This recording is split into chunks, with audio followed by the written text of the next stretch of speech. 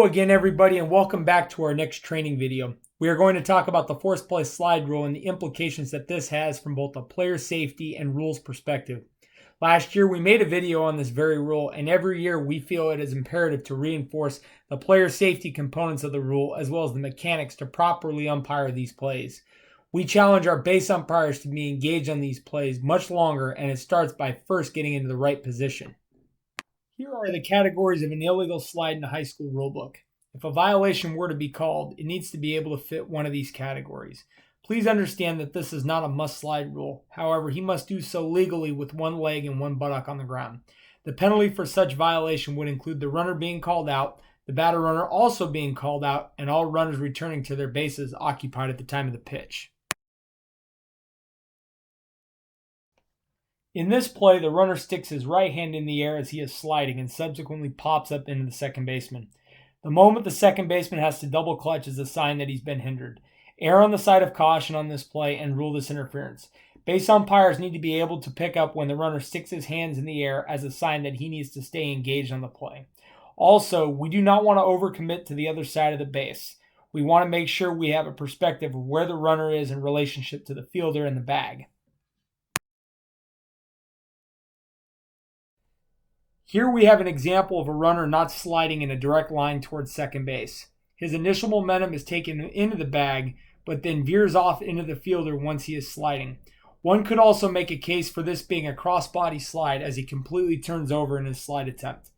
This is not sliding directly into the bag because he does not slide in a direct line into second base, and interference should be called. These are the types of plays we need to take out of the game.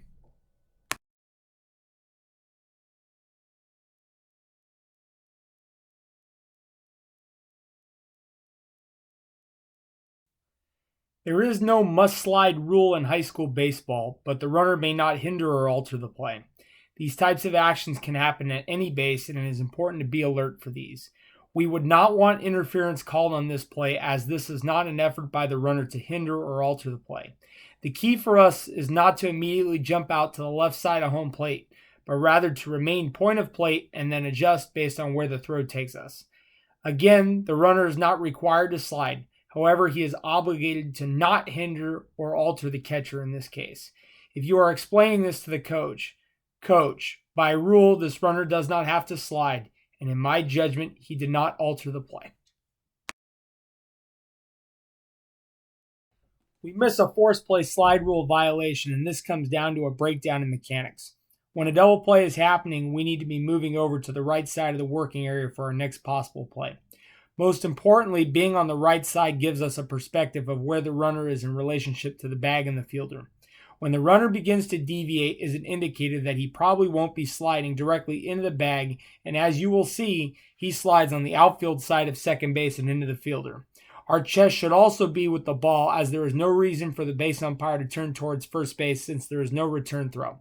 Interference shall be called whether or not there is a return throw, and regardless if a double play could be completed.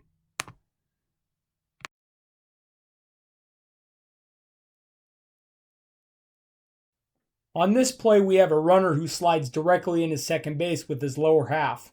However, his upper body slid to the same side of the base as the fielder. We would want this called interference and a violation of the force play slide rule, as the runner's entire body needs to be in a direct line between two bases when he slides. Remember, this is a player safety rule, and he must slide straight into base, and that includes his upper body. The runner is responsible for his slide at all times. We would like to thank you for tuning in again to our videos. The regular season will be starting soon, so I would like to wish you all good games this coming week if you are working. Please continue to follow us on our website and YouTube page. We appreciate the commitment you have made to reach the goal of improved umpiring.